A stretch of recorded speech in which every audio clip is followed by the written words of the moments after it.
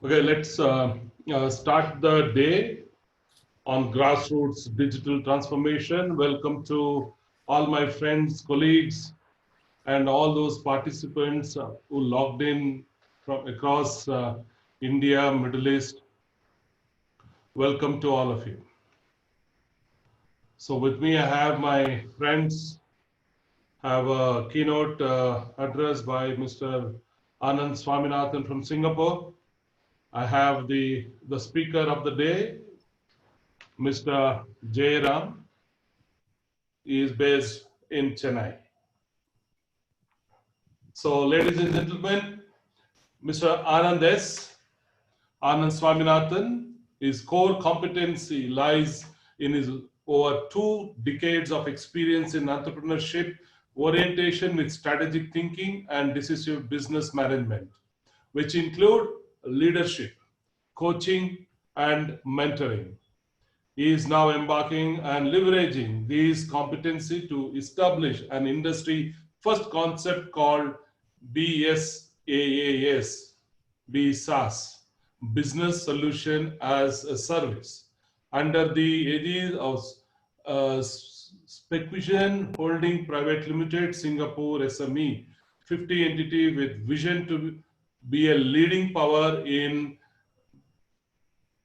business SaaS solution for SME and enterprise customers through transforming solution, integrating video surveillance, analytics, and Internet of Things. He worked with Sony, American Components, Ingram Micro, Dell, Microsoft, based across Singapore, Dubai, and India. His foray into video surveillance industry started in 2009 when he was appointed as CEO of Zycom Electronic Security System Services, a public listed entity in India. He later served as a vice president of Asia Pacific for CT Plus, a CCTV manufacturer from India. As a co-founder of Blue and Grey in Singapore, he, along with his founding partner, formulated the SPADA framework. The framework helped companies to interlock the management and demand, supply, and marketplace variables. Blue and Grey was later expanded to China, Malaysia, Middle East, UK, and India. He now heads the Southeast Asian region as a president of Blue and Grey. He is my colleague, and we work together. Actually, in fact, we started our career together in Bangalore. He is born in Bangalore and a good friend of mine. Moving to our speaker of the day, Mr. Jairam is the CEO of Milanity. He has developed an array of pragmatic and economical solutions centered around the life of an individual. Visionary leader in the emerging field of connected experiences. After graduating with a bachelor degree from IIT Mumbai, Jay worked as a structural engineer and was also involved as a consultant with Sardar Sarovar Narmada Nigam project in Gujarat. Following this, he went on to work with an air pollution consultant as an air pollution consultant for a government agency in the US, advised construction industry clients as a consultant holding a professional engineer license, and worked as a vice president of engineering for an infrastructure development company in the Western US. After graduating from the Wharton School with an MBA and earning a master's degree in electrical engineering from University of Pennsylvania, Jay launched a business in the field of home automation in the US. His company completed projects for reputed US home builders such as Toll Brothers and K. Vanvanian, and also implemented platinum-rated lead projects in Philadelphia. He set up operations in India in 2009 with the goal of developing digital living products and solutions in India from the ground up. Working closely with partners, his companies have since completed various projects in India, Singapore, and other countries. Jay has diverse interests ranging from Vedic studies and attending rock and roll concerts. He is also an avid sportsman, especially interested in snowboarding and basketball. Above all, his passion, sorry, I have to move this screen. His passion is to contribute to the preservation of Bharat unique culture and value. He is a true Indian, as I know. He is very committed to see and he want to be part of the growth of India. And Jay also is a college mate of Sundar Pichai, who's the CEO of Google Inc. So I personally know Jay for some time, and I invited to be the speaker because today digital transformation is a need of the hour for every citizen of this country. I now request our keynote address, Mr. Anand, to address the gathering. Over to Anand. Thank you, Dominic. Good morning to all. Greetings from Singapore. As we speak, there's a paradigm transformation happening all around us, whether we like it or not. There are certain events in history that creates tremendous chaos and tremendous opportunities at the same time. I must say that while we empathize with those affected by the COVID-19 pandemic that's ongoing currently, we must also acknowledge that this COVID event will be the trigger to bring digital transformation to the forefront. And this creates opportunities for every one of us, whether we are in this webinar today or whether we are outside of this webinar. It just opens up a door of opportunities for all. As we know, words like IoT and digital transformation are overused and there's too much hype. So it's very important for us to understand the real utility and the significance digital transformation plays in our life.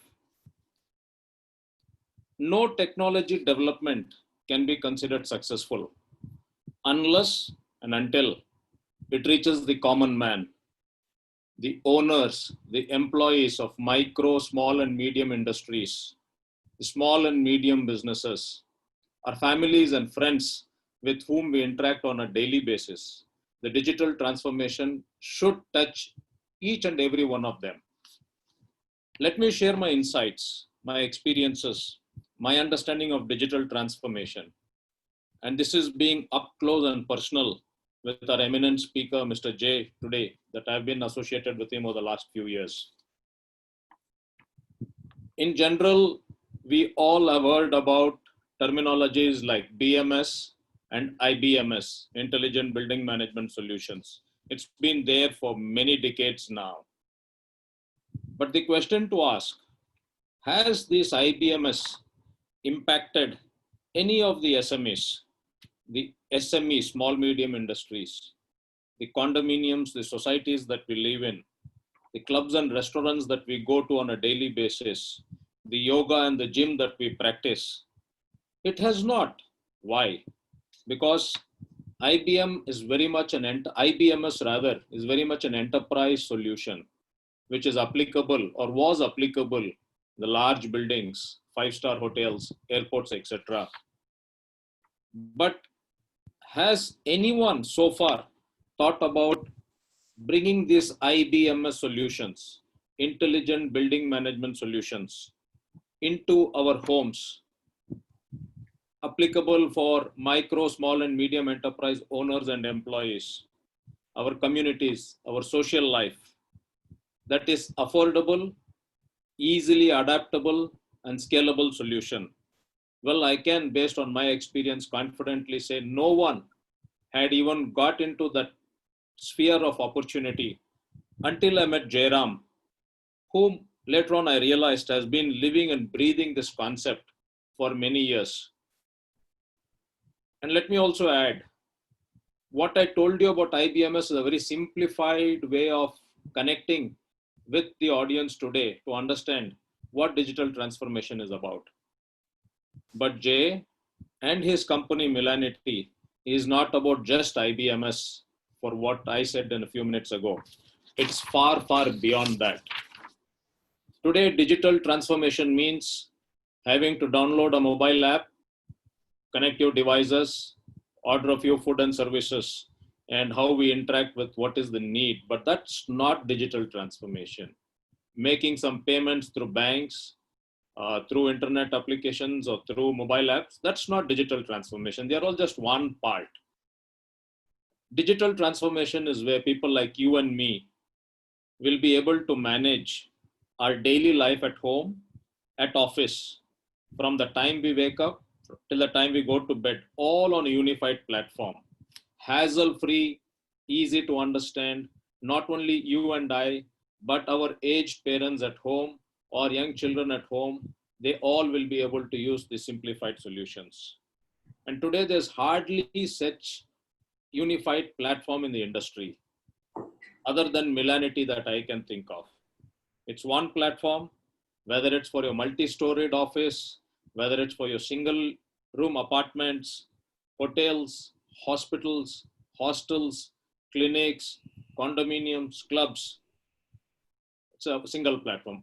It's even a one platform for whichever brand of hardware you wish to manage. Doesn't matter which brand of lighting, doesn't matter which brand of air conditioning, doesn't matter which brand of video surveillance, access control, all on a single unified platform. Jay has built such a strong platform that integrates and interlinks every aspect of your daily routine to the next routine seamlessly and beautifully. I want you to please take a note of all this. This last statement that I said, it is a platform that integrates and interlinks every aspect of your daily routine to the next routine seamlessly and beautifully. That is digital transformation. And you need to experience it to understand that. On the inside, the solution may seem a little complex, but for the people who use it on the outside, like you and me, it's absolutely beautiful and a pleasant experience. Well, ladies and gentlemen, if I must summarize, you are about to witness today not just a product or a solution, a discussion or a talk, but one man's passion towards digital transformation. Jay's patriotism for India is remarkable. While his family still lives in US, Jay has rooted himself in India over the last decade, dedicated himself to the cause of making India a stronger and respectable country in the global community. You cannot have a 5-minute discussion with Jay if it does not touch upon the patriotism part of India. Well, to all the attendees today on the webinar, if you have watched the movie Swadesh, here is a real life character from the movie. It's my pleasure to present Jay Ram for the next session. Over to you, Jay. Thank you, Anand. Thank you, Dominic. That was quite touching. I hope I can live up to the tall expectations you have set for me. So now that we have very limited time and I have a lot to speak about, I think I should dive right in, and then I will actually just pick up from here. Okay, and share my screen. Can you all see my presentation? Anand, Dominic, can you see my presentation? Yeah. Yes, Jay, yeah. Go ahead. Okay, yeah, okay. So I always want to start with a small invocation. So I just want to assure you before I start this presentation that this is going to be 100% secular, but nevertheless, I'm going to start with a small prayer. And this is an invocation to connect with all of you, because I'm just not communicating, I feel I'm connecting. So I'm just going to say a prayer. Okay. Om Namaste Astu Bhagavan Vishveshwaraya Mahadevaya Trayambakaya Purantakaya Trikagnikalaya Kalagni Rudraya Neelakantaya Mrityunjayaya Sarveshwaraya Sadashivaya Shriman Mahadevaya Namaha. Okay, thank you, Sri Gurubhyo Namaha. Okay, now let's start. So actually, the goals for this event, okay, I actually have first business grassroots digital transformation, personal grassroots digital transformation, and country grassroots. So in that order I'll go, and there's a reason for it. So actually, before we start looking for answers, we first need to know what the question is. Okay, so what is the one question actually that is most relevant is, what should I do now? Okay, I think there is no other question that's more important for anyone, even for an animal. There is no other question that's more important than what that person should do right now. Okay, and so, and the answer is also pretty simple. Do what makes me happy, you know, but then so many things make one happy, but it might harm others. So do what makes me happy without harming oneself or others. So the question and answer are pretty simple. Okay, and but then what is the problem here if it's so simple? Okay, the problem here is that to go from that one question, okay, what should I do now, to that one answer, okay, do what makes me happy. Why that's such a problem is that there is fear resulting from uncertainty. What kind of uncertainty? Uncertainty about the future. There is always fear. Actually, I feel fear is what makes the world go round and not greed. It's often said greed makes the world go round, but I feel fear makes the world go round. And so we somehow have to overcome fear. So, okay, I just wanted to let you know that this is going to be a bit of philosophical discussion, but bear with me, please. I will touch on plenty of technology topics, but then it's going to be weaved in with some philosophy.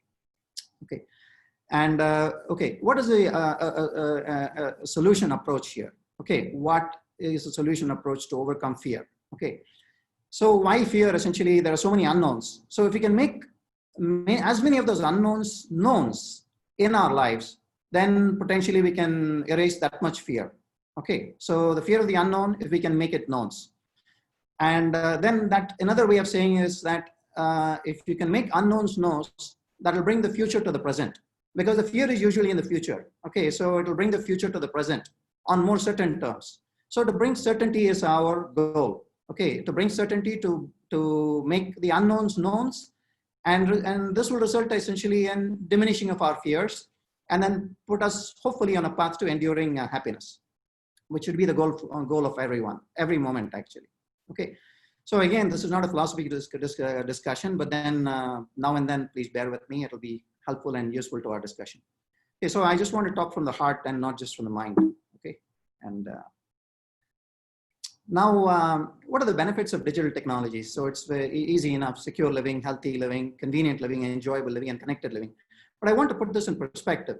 So secure living. So we all feel, okay, you know, secure living means security systems, and healthy means some health monitors and gadgets, and convenient living means, you know, certain automated systems and so forth. Enjoyable means digital music and all that. But then I want to actually remind all of you that these kinds of human instincts have been around since humans evolved, maybe 100,000 years ago, and then more recently, as of 10,000 years ago. Even cavemen enjoyed all this. They wanted to feel secure. They hid in caves. They had made some crude weapons, and they cared about their health too, and in other ways. Okay, and then they sought convenience in the form of straw beds and whatnot. And they also danced around and enjoyed life, and they connected with each other. You know, so they had their own languages and so forth. So actually, what has digital changed is how we experience all these things, and not what. Okay, what is experienced actually has been around for a long time. But how we are experiencing it has changed, and digital technologies have given us various other ways to enjoy the same human instincts. So now I just want to just quickly go over where we have come from and where we are going. Okay, smartphones, apps, cloud, 4G, 5G, they are all in place. And right now the stage is set really for an explosive, you know, the game is just set, on your mark, get set, and the go has started. So until now, you people may feel like, okay, technology has come a long ways and everything is tech and not whatnot. But actually, that's not the case. A lot of what we see around us are still bits and pieces and manual. And then the real benefits of technology are actually going to be evolving in the coming decade. Okay, and In what sense? Tools for remote collaboration, lower costs, and productivity can be measured. So now actually most people have gone homes and they're working from homes. So you must have seen tools, and then they have lowered costs actually in the form of, maybe some real estate not needed, and then and also travel not needed. And productivity can be measured even if a person is working from home. And cloud-enabled disintermediation of middlemen and paperless process flow. So middlemen were actually consuming, actually I have nothing against middlemen, but then the fact is that at some point when technology comes, middlemen in certain ways in which they do not add fundamental value, they are going to be disintermediated. Okay, so from that perspective, essentially cloud-enabled disintermediation has happened or is happening and will happen at a brisk pace from now. Okay, and paperless process flow will also, happen in sync with that. Now I want to get to APIs. This is one hugely important concept that everybody needs to understand and know, and most of you do, I'm sure.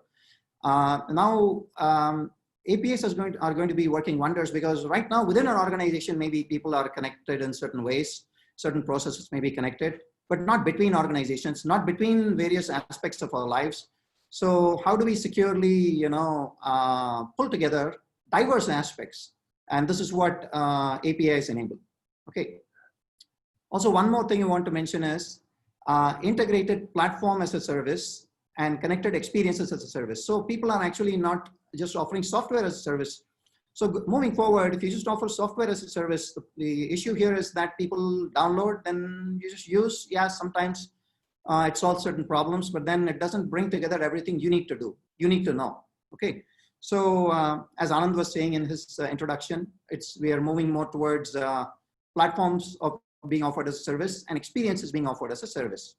And finally, and the most important, data security is going to be extremely important, because we have distributed systems and people are working and enjoying life from various places. So the importance of data is, the data security is going to be paramount. So let's talk about business transformation. So the same questions. So instead of what should I do right now, what decisions should my company make right now? Okay. And if we had the answer to this, everybody would be able to run a successful company, but including me, actually, I've basically made 80% of my decisions have been wrong in my own businesses. So, but then, I'm myself trying to understand how to use technology to understand what are the decisions to make, the most important decisions to make right now. Okay. And do what is needed to, do what is needed to maximize profits. The one answer is do what is needed to maximize profits or shareholder value for public companies while causing minimal collateral damage. So for an individual, it is to maximize happiness. For a smart business, it is to maximize profits and to maximize shareholder value. Okay. So the next thing I want to move towards is businesses function right now are disconnected silos. Okay. Now the current scenario is that most SMEs have not gone digital yet in their processes, except for payments. So digital payments are everywhere. But then when you look at the processes, they have not gone digital, and this is one huge opportunity that everybody is pursuing. And where they have gone digital, it's only for specific needs, and they are disconnected between those specific needs, to other processes. And then why is this the case actually that SMEs aren't so connected? I'm actually going to focus on SMEs because large corporations, as you know, they have plenty of resources, and they definitely have already taken the right steps. And so why are SMEs operating in disconnected silos? Essentially because everybody needs customized experiences, customized solutions. But the problem is that by the time you customize, it becomes expensive, and then SMEs aren't willing to pay that much money. So how can you do mass customization, which is, of course, a challenge. When I say economical, it's very economically. So it's not like download and use. They want it tailored to their own circumstances. And then it has to be delivered economically as well. And then the other part of it is, even if these solutions were available, the mindset has to be changed, because a lot of people are in like, why fix if it ain't broken kind of mindset. And then it needs to move from there to, it is broken. We have to realize that, okay, there are some better ways to live. There are some better ways to run a business. So unless we realize that, we're not going to change. And I see actually this is the most common. I've spoken to maybe thousands of businessmen and other people, and this is the most common hurdle. They are causing themselves hurdles by basically not realizing that they can improve their lives in very simple, by taking very simple actions. And there's huge inertia, so to speak. Okay. And okay, then what are the steps in actually involved in the digital transformation of an SME business? Okay. Which is the first thing is to create a digital footprint of a business. Like if it's a hotel, you know, how do you actually create a digital model of that hotel and then bring it to the of the physical hotel and then bring it to the digital domain. So how do you do this? You actually then break out all the functions that a hotel offers, you know, check-in, check-out, customer service, room experience, invoicing and all that, food and all that, and then actually bring it to the digital domain. So, but then for a business to be able to deliver the very best experiences possible, the one thing that is most important is that the internal operations need to be connected. Okay, so this is when if the internal operations are not connected, then there is no way that a business can actually deliver customer delight. So a lot of people actually then, you know, subscribe to certain ways of delighting customers without ensuring that their own home is in order. Okay, so the second step essentially is to connect internal processes, and then the customer delight comes as a result of these two things. Okay, along with a few other customer-centric actions. Now, I just go down a quick, this won't be quite a case study as it says, but I just want to actually quickly touch on, okay, if it's a smart hotel, then there is room automation, check-in, check-out, billing and payments, electronic security, food services, task management. Now, if you look at these items, so some have to do with devices, some have to do with payments, some have to do with customers, handling customers, some have to do with internal tasks, etc. So a variety of things have to come together essentially in order to create a truly connected end-to-end experience for the hotel, the hotel's employees, the hotel's management, and the customers. Similarly, a resto bar, food services, digital displays, entertainment experiences, task management, electronic security, and hygiene and health and hygiene, which is the most important as we speak. Okay, and fitness center. Okay, energy management, billing and payments, health and hygiene, security, events management, task management. I want to touch on this a little bit, maybe. You know, so how can you delight customers in a fitness center? You know, and my experience of going to fitness centers everywhere, I mean, whether in the US or here or in Singapore, it's just that you become a member and then you go and work out and that's it. You know, so they might play some music or whatever, and then it's up to you. And then when the dues are when your membership is expiring, they call you or message you, and then you renew and try to get you to renew and potentially offer you a discount. But actually, you know, the engagement has to be continuous. There are various ways in which you can engage, and engagement has to be continuous, and engagement has to be personalized. Okay, but I've not really seen it yet, and I'm sure it'll happen. But then this is what we have to make happen.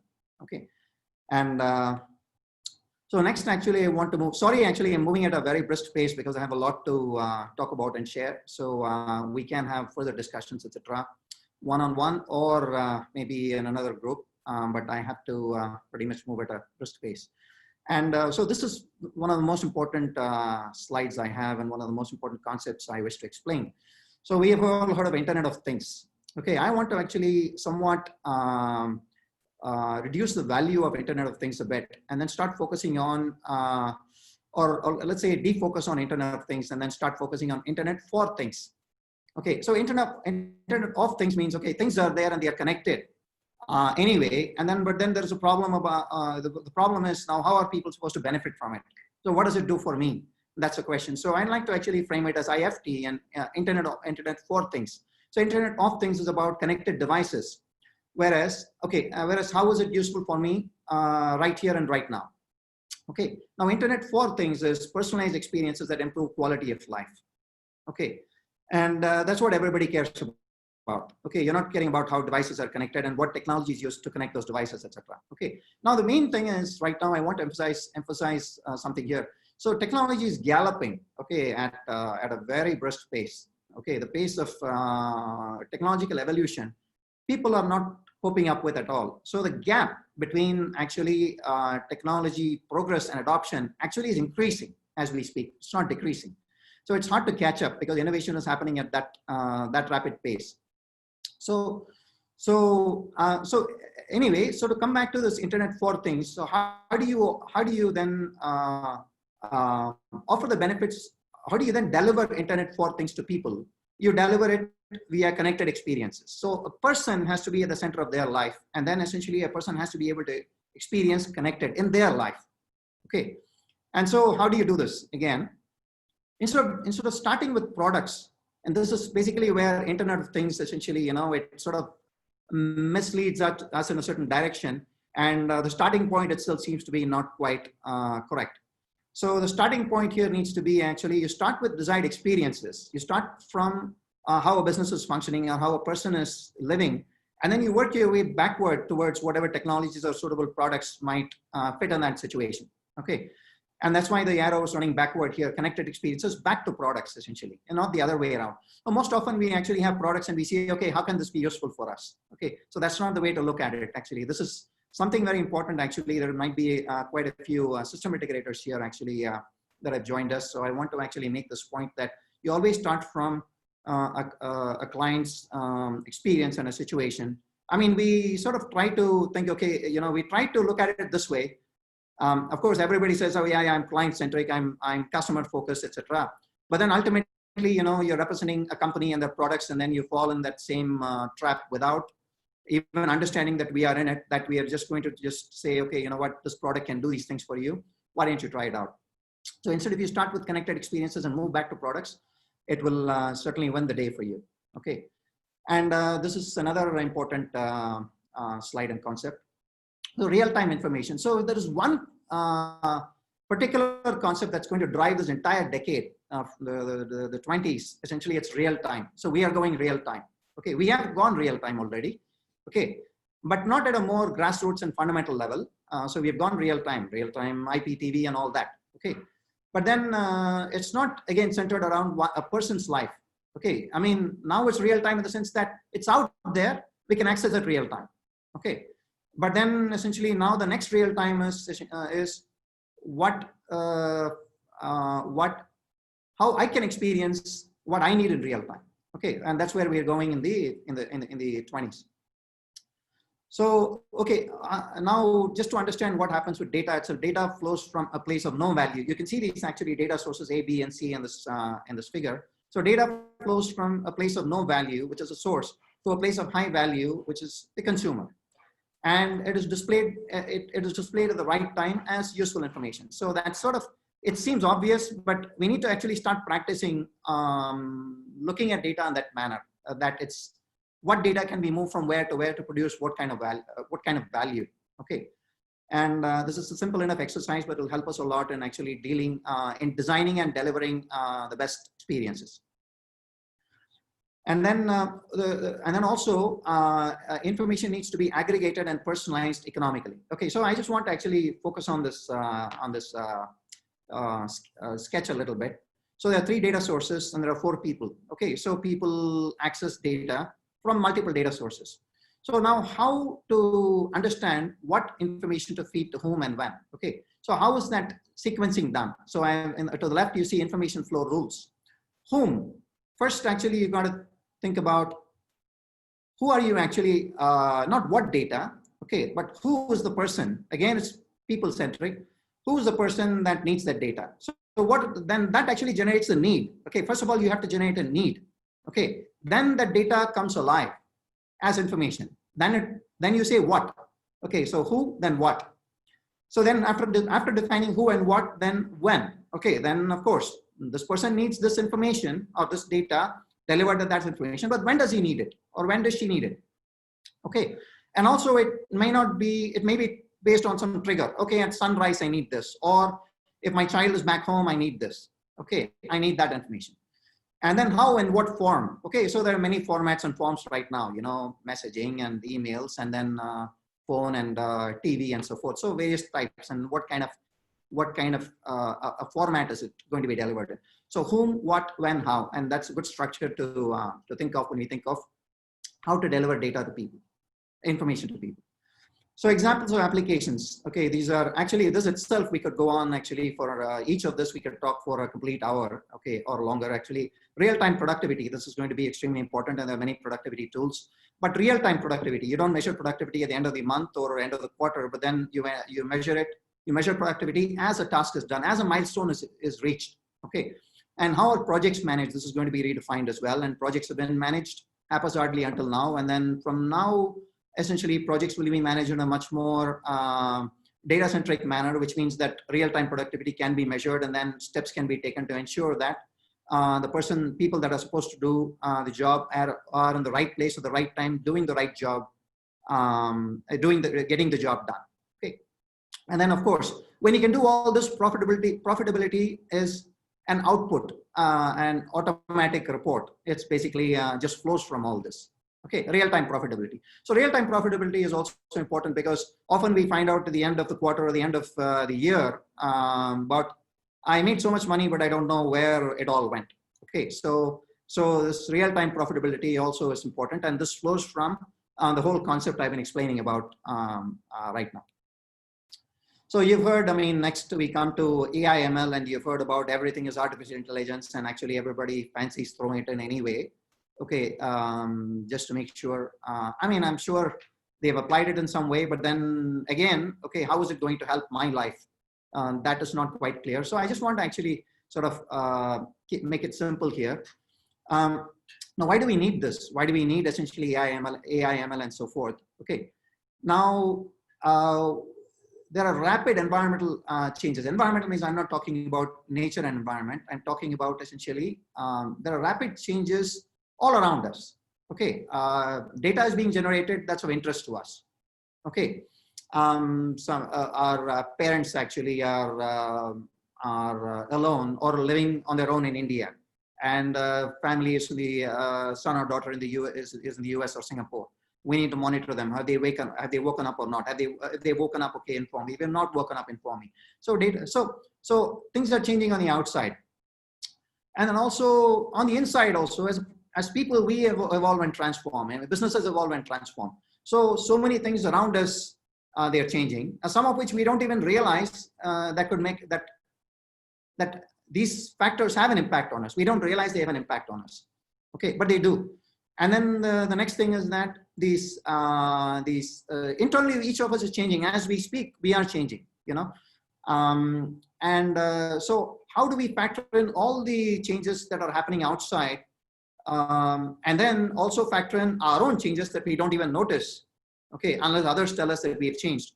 Then how do we factor all this? And sometimes we know the changes. For example, a person has had a child. We know that that those changes are happening. That we need to respond to that. I mean, having a child is a big, is a change in a person's life, and then we need to respond to that. And that has information elements that are relevant. Okay, so you take all of these into account, external, internal.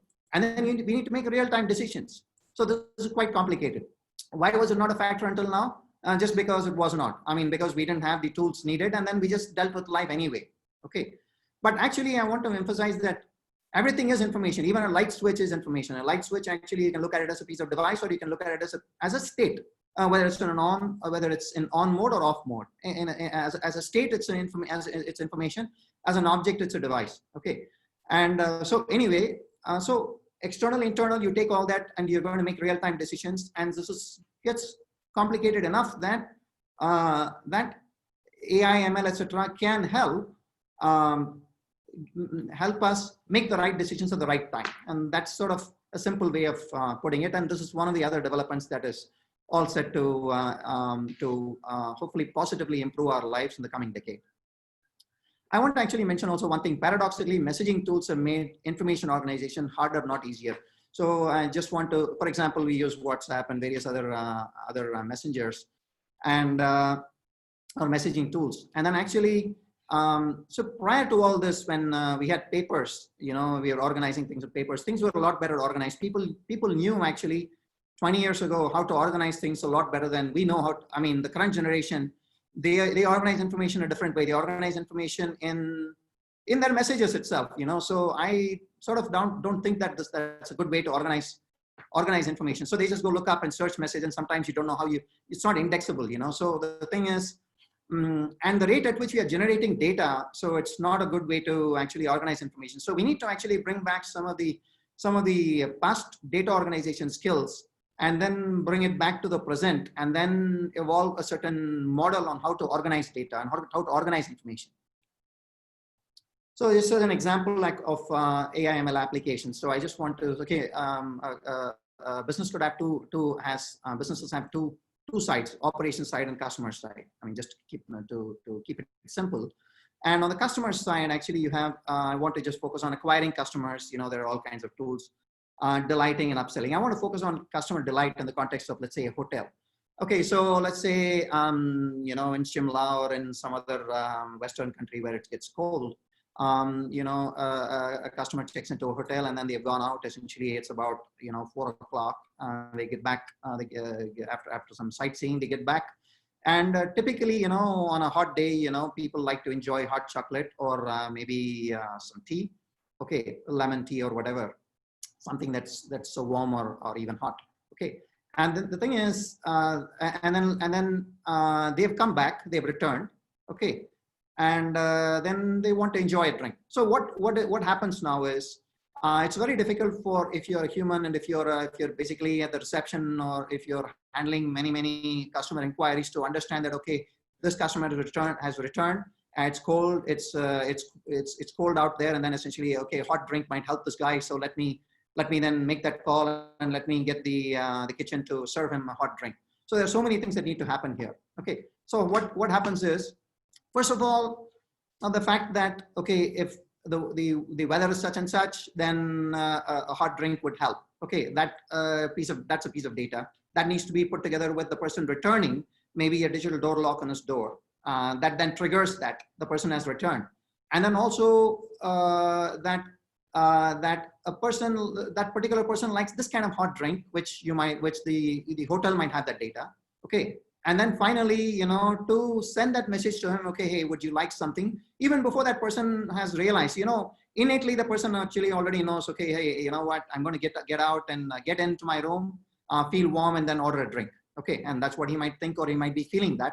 But if you can delight them even before they actually have placed that call, that would be, I mean, they would be clients for life, and you'd get excellent reviews. And so just in this example, you know, this is how things are going to evolve. And in a way, things are going to get simpler, actually, not so complicated. Right now, we see that technology has, in fact, made life complicated in many ways, but then things are going to become simpler. But simpler also means it's also how our approach to technology in life itself is. Otherwise, it's not going to, nothing can make anything simple for us. Okay. So I want to actually, this is a good segue. I want to move towards personal digital transformation. Okay, as I sort of was just talking about a person. And okay, I just want to actually present a paradox here. Okay, for some people who may have heard of this. So Sri Adi Shankara had said, okay, the universe is real. So universe is real. Okay, Brahman actually here it means, for people, most of you may know, but Brahman is all there is in the cosmos, all of it. And nothing is not a part of Brahman, and Brahman is all there is. So universe is real. Okay. And I'm so sorry, actually, there's an error here. Universe is real and Brahman is unreal. Okay, and the universe is Brahman. Okay, sorry, actually. Universe is real, Brahman is unreal, and the universe is Brahman. So there's a paradox. So the essence is actually the universe is real, the first thing. Okay, and then if Brahman is unreal, then how can universe be Brahman? Okay. So the universe that they talk about in the first line and the universe that talks about in the third line, they are two different universes. One is the universe we perceive. The other is the universe that is. Okay. So our perception of the universe is, you know, so I'm so sorry for actually the error, but the crux is this: our perception of the universe is really not what it is. That's what it says. Similarly, our perception of technology should not be what it is. Okay. For those people actually that need my presentation, I'll actually make this change and then send it over, and then you can review it if you wish. Okay. So similarly, our perception of technology is actually not real. Okay. Our perception of technology is not real. But then technology as a part of nature is real. Okay. So we should perceive technology as not the other thing. So that's the point I want to make. We should perceive technology as not the other thing. Okay, there is then life and there's technology. And I somehow need to fit my life into that. So technology is a part of nature. We should just take it naturally as a part of nature, is real. And then we just have to make it our own and feel comfortable with it and make it one with us. So human progress since the digital revolution. Okay, and I want to actually see, okay, so we all know the benefits of the digital revolution, stupendous financial gains, significant standard of living improvements, etc. We have experienced all that. Okay, but then you know, at a fundamental level, there are challenges, and I see that actually this has not necessarily made people happier. Okay, and why that's the case, I feel. Okay, and why that's the case is because of enormous information overload. Okay, once upon a time, you could just write letters and then wait for 2 months, and then you got a reply, you knew things were okay. And now we are expected to respond to, you know, 50 messages an hour. I mean, I'm not really that connected, so I I don't have that kind of information overload, and I try to keep my my focus let's say messaging commitments to the minimum. So, but I see that people are really stressed with having to, you know, continuously respond to life situations, and some of which actually is not really necessary, and some of it is. Okay, so essentially we need to be able to curate what kind of information we have to respond to, and then what can be left alone. And the short reactions time expected of us, you know, we get a message, okay, why it's been 3 minutes, the person hasn't responded, so this puts pressure on us. Okay, and then the third reason is, of course, a bit philosophical, aspirations bordering on greed. Okay, so we can see that, okay, you know what, anybody can do anything. So aspirations are good. Then if it borders on greed, essentially it leads to you know, a bit of unhappiness. Okay, now I want to then so going back to the slide, essentially there are benefits and there are challenges. How can we have the cake and eat it too? Actually, how can we enjoy the benefits and but basically not suffer the consequences? Let's say. Okay, and actually it's about maintaining our sanity. Okay, maintaining our sanity, and then, like I said, being focused and not being all over the place because we have too much to do. Okay, and that is the only way we can experience harmony in these times. Okay, and okay, now this is actually on the left essentially is a sad person, and that person actually is reaching out to a lot of places. He's always reaching out for information, reaching out here, reaching out there, you know, on a call, on messages, etc. But then when the next person actually, he has got information coming to him.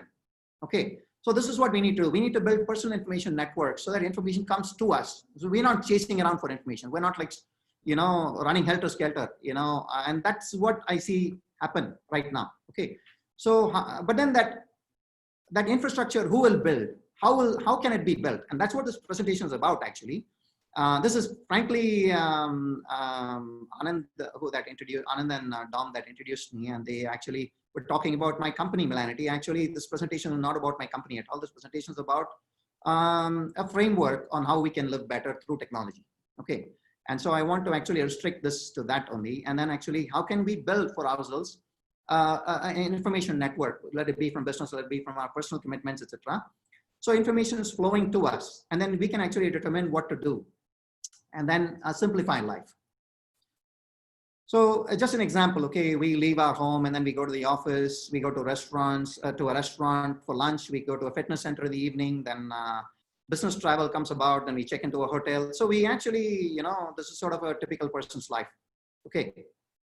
Now, how to actually think of these kinds of locations we go to or we live in. So the entire life, actually, you can think of it from the time we were born in our and then to the time we leave our mortal bodies. We actually go from location to location, place to place, and our life is unique. No one comes with us. I mean, most of the time we go on our own from place to place. Okay, so in this kind of a life, essentially, each place has something to offer us in the form of that place's properties. You know, I mean, home offers us some conveniences, some family members, maybe a pleasant temperature. Office might have certain other amenities, and it might have a kitchen, a canteen that offers some food, etc. So restaurants and so forth. So what we do is, what are the properties that we need to assimilate or we need to experience at that moment from that place? That's what we need to ask ourselves. Okay, and then we get exposed to that, and then we take that in securely, and then we leave the rest behind. and then we move on to the next location. So this is sort of how life is going to evolve and should evolve. Okay. So there are just a couple of actually, this is just a little bit technical, and there are stateless interactions.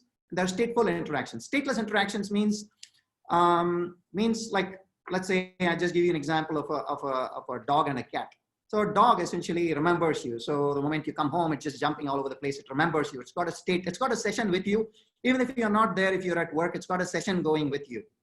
A cat essentially is a stateful transaction, because you might come back home, it's just indifferent. It's just, basically minds its own business. So we just need both actually. So for example, your web, HTTP is, it's a stateless, it runs on stateless technology. Basically you just ask for information, it gives you, and then says goodbye until you ask for more information. Okay, whereas in this kind of an interaction in your life, you need stateful sessions also, because you need actually that place to respond to you. You cannot always keep asking for things. Okay, so it needs to understand who you are and ask for you, like that puppy. So essentially, that's sort of how we should evolve and we should design solutions. So beautiful connections. So I want to actually say beautiful connections with the outside that make us connect with ourselves, which is why we feel happy. So when we connect with all these locations in a beautiful manner, in this manner, okay, it makes us feel happy. Okay, and next one. Okay, so what about personalized experiences? Okay, so these are all what are called actually those properties that I was talking about. Each and every location exposes itself to certain properties, and then it's up to us to then pick and choose what we want to experience. We want to pull, not push. We don't want something to be pushed to us. We want to pull from those locations, those properties that are valuable to us, and then move on. But then sometimes we want that place to remember us, and then we want to maintain a session with that place regarding that property.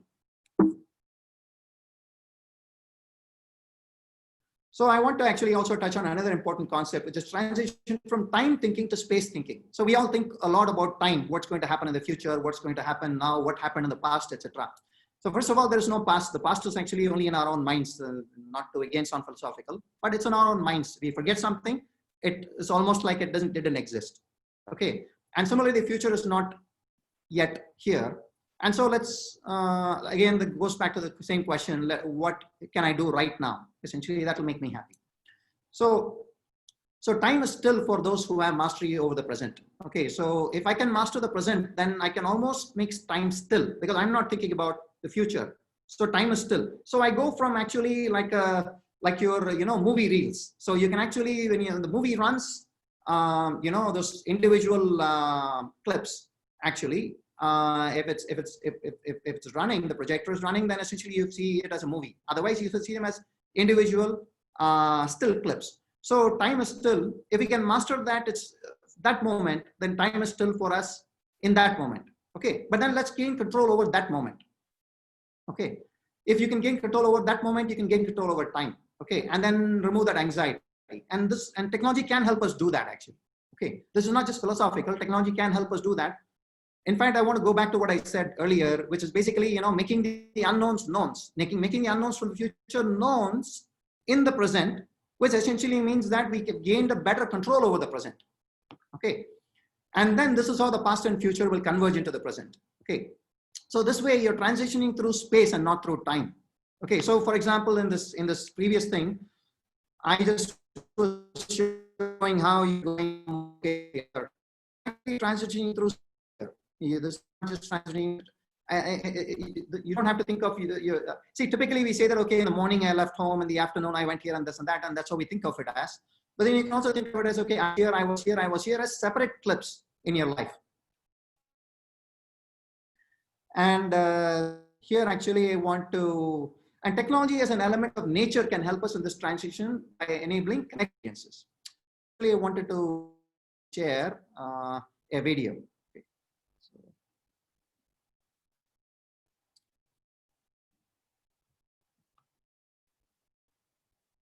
So you can see each of these circles. Actually, I'll maybe play it again. So you can see each of these circles vanish. There's 4, 3, 2, and 1. And then there's nothing. So here, actually, a point I want to make is that when there is nothing, that means there is everything. All possibilities exist. So, but whereas when you saw those particular number of circles, 6, 5, 4, 3, 2, 1, we are just so focused on that, that it just actually restricts our own imagination. So I just want to actually say that, okay, you know, I mean, philosophies, actually, Eastern philosophies have mastered this in the form of nothingness. But then here in the context of information, I want to say that, okay, you know what, again, if you have basically made all those yellow circles, you can think of them as problems to solve or unknowns. If you can make all those unknowns as knowns, then you get a blank slate. And in that blank slate, essentially, all possibilities exist. Okay, so this is what I wanted to explain through this brief video here.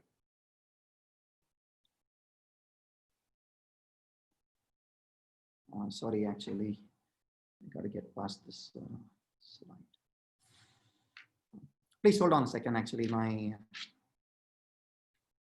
laptop is just, this slide is a bit information heavy. So I just, okay, hold on one second. I'm out of it. I will restart. Okay.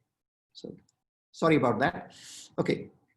Now actually, this is another important, interesting slide. Okay. Digital transformation to analog. So digital analog, you guys have heard of it. Analog is real life. The world is analog. Trees are growing in an analog manner. We are actually evolving in an analog manner. And digital is nothing but a sample of the real, sample of the analog. The digital world is nothing but a sample of that, which is then amenable to computer manipulations, digital manipulations. So we are increasingly limiting our perceptions of the world to those formed from the digital imprints made in our mind. So the real perception of the world is analog. The real world is analog, but actually we see the analog, the real world through digital. We're not aware of this, actually. We're not cognizant of this, but this is what is happening. So a lot of actually problems actually right now come in the past maybe 5-6 years, and then going into the future are going to be are resulting just from this, from the fact that we are not able to understand the real world, and our perception of the real world comes from the virtual world, which is powered by digital technologies. So actually this resulted in a sense of disconnect with reality, which is analog. Okay, in our journey of life, we must make a conscious effort to rewind the digital imprints. That means, let's say, for example, we have an imprint of how a certain something works, the real world works in some manner, or a place or whatever you have viewed, etc. You can actually go back and at least imagine how that place looks in real time. Rewind the digital imprint and then try to imagine how that place could be in real time. Okay, and real time is in reality, I mean. Okay, and so here I want to, okay, in our journey of life, we must make a conscious effort to rewind the digital imprints that technology provides us to connect us back to the beautiful real analog sources. So the source is analog, okay, but a copy is the digital imprint. So we have to rewind from the digital imprint back to the analog source in order for us to really appreciate life. So the bottom line is, let's not live our life through apps. Okay, so that's the so actually, since there are a lot of system integrators here, I just want to have one piece of advice for them, that there are so many exciting things set to happen, because from now on, people are not going to be needing personalized experiences. Businesses are not going to be needing customized solutions. That a lot of people in the system integrator industry, and I'm also one actually. We look at life as a system integrator is a person that makes things happen. You know, we take technology. I both develop technology and I help implement it. And so I sort of think, okay, you know, when I go implement, you know, people sort of think that, okay, you know what is the item? They value the product. They're not valuing the knowledge so much that the person who's going to deliver that value to them brings. And so as a result of that, actually, there is this middleman mentality that is built. And so I want to actually evolve from that middleman, being a middleman, have them evolve from being a middleman to being a man in the middle, whose skills are needed to deliver the personalized experiences I've been talking about all along. Also, this is just in you know, as fun. Okay, life should be a venture, not an adventure. Adventure is something that's planned. Okay, and adventure is something that is just, you know, you just go ad hoc and you just check things out. Okay, yeah, I mean, we need adventure in life. Not things have to be spontaneous. Not everything can be planned. But then when life itself becomes an adventure and it's ad hoc all the time, it's not exciting. Okay, it's not so much fun. Okay, it's fun only when adventure is mixed in with planned sequences in life. So, okay, now I just wanted to get to the topic I love the most, India's digital transformation. I first want to apologize actually if you know, these are just my ideas, and so if it just agrees with you or not doesn't agree with you, just please pardon me, and we can have another discussion on it. Okay. So India's evolution to Bharat. Okay, now this is not political or anything. I'm just trying to say here by saying Bharat that we need to bring some of our lost values into the mix, and technology can help do that too. Okay, and it's not like we have to forsake technology to move back to the past, and but technology can help us actually integrate to the past, to our you know, culture and values. That's what I mean by past. Okay. So 3 things actually: deep education reform, de-urbanize, utilizing digital technologies, and fastidious protection of the environment. Okay. So one thing I want to actually mention is, because I'm quite serious about education, the education sector. This is actually, you may not be aware of this, and this is quite, you know, I mean, a sad state of affairs. So in the International Math Olympiad for high school students, okay, India placed an average in the past 5 years of 33rd. I mean, we ranked 33rd. Okay. China placed around 2nd, and USA 1st to 2nd. Okay. And then Iran is 15th. Thailand is 8th. Korea is 3rd, and Vietnam is about 9th. So you see these countries. So we think of ourselves as great in math and this and that, but unfortunately we're not good enough. And this actually is not just a result from an exam. This is actually indicative of 2 things.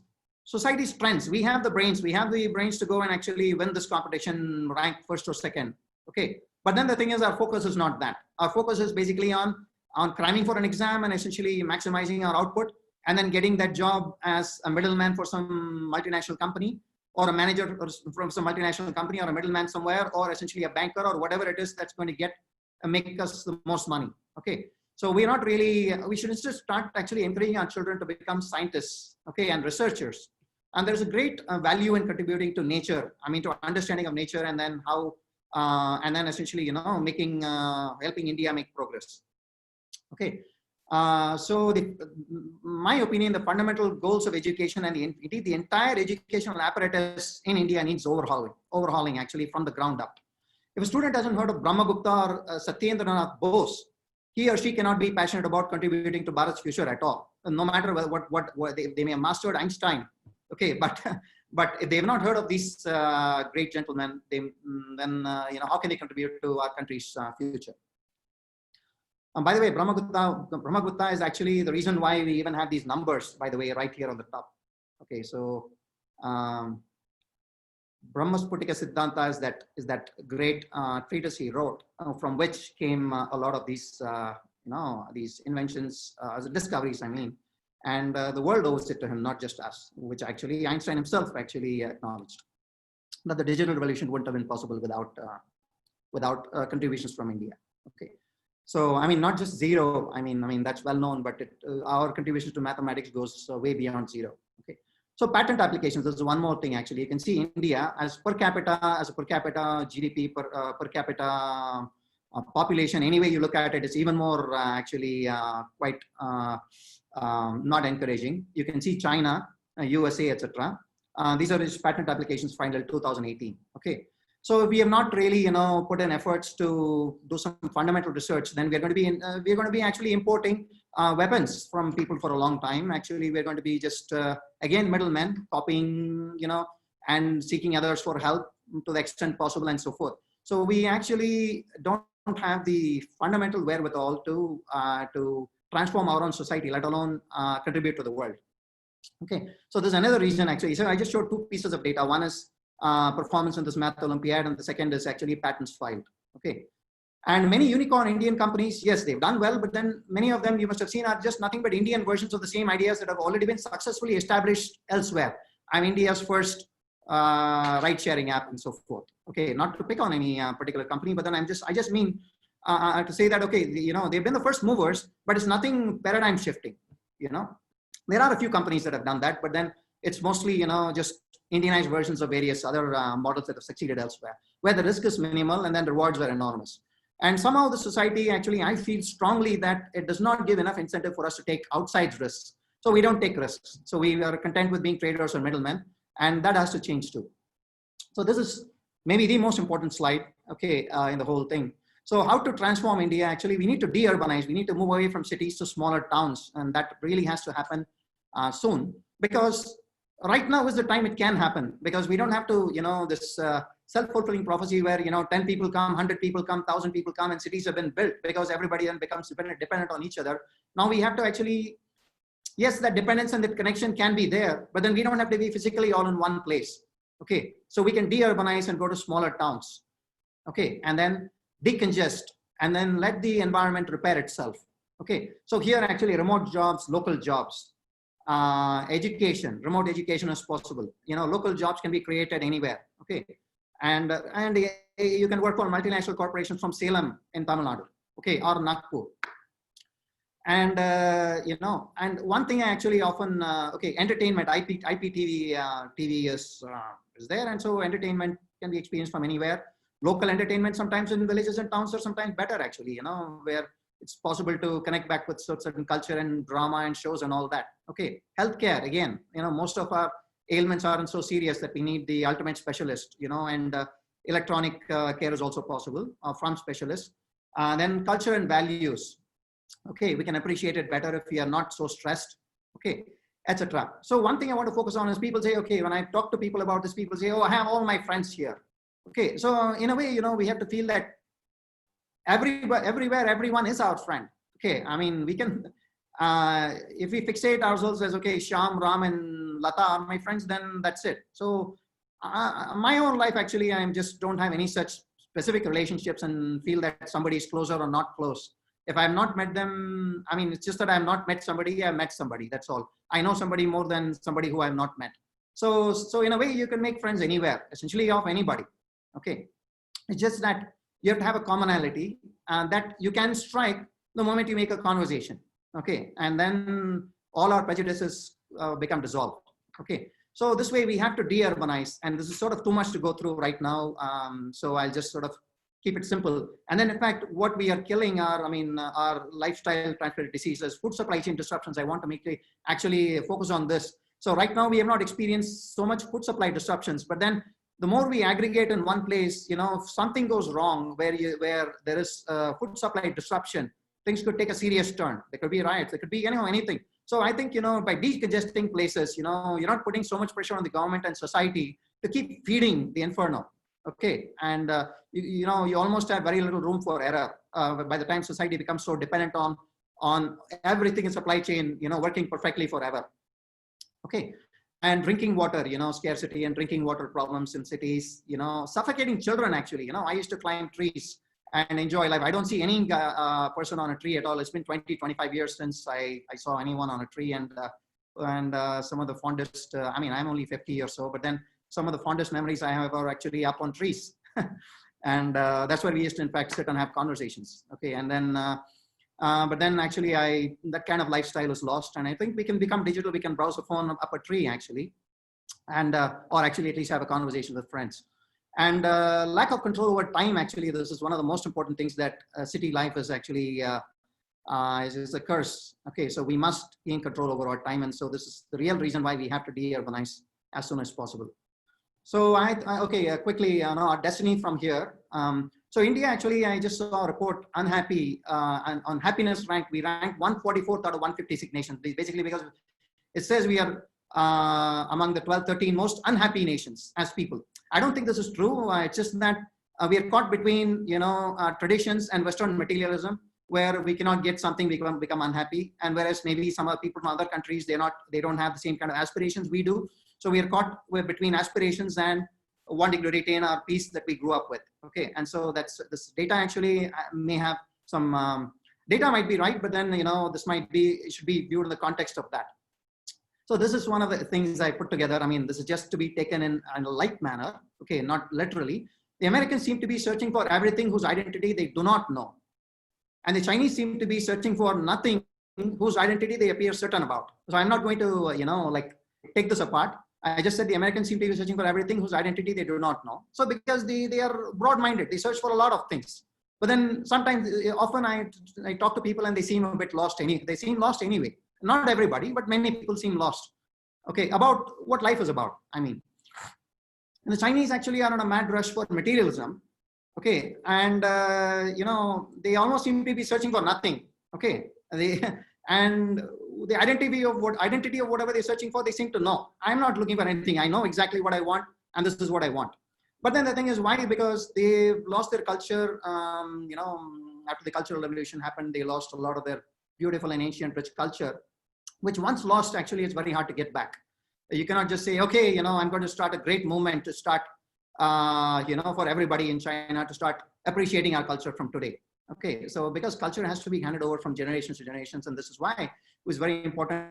And we have preserved and protected it. Actually, we are the only civilization that has maintained our culture and civilization continuously for millenniums. And there is something to preserve here. I mean, I'm not talking about religion at all here. I'm just talking about culture and values. Okay, even a certain amount of respect for our parents, and then thinking of them as our first teachers. Okay. So India can help the way here in leading humanity. So previously, there was a bit of, depressing data, education and this and that. But I feel that actually India is still the light, so India can lead the way in helping humanity in its quest to search for the right things whose identity we do know.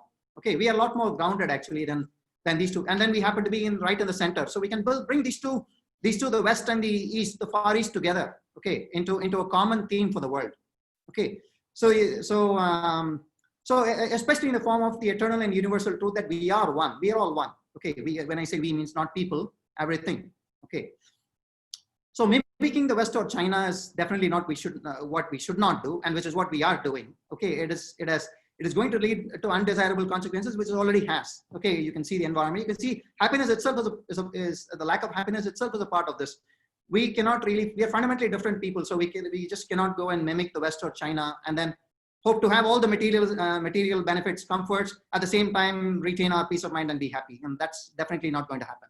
Okay, so we need to strike out our own unique path and erase the lack of confidence that has kept us in the shadows for too long. I mean, one thing is we have to feel confident about who we are and what we are about, and we don't need to copy anybody, and we just have to take our own path.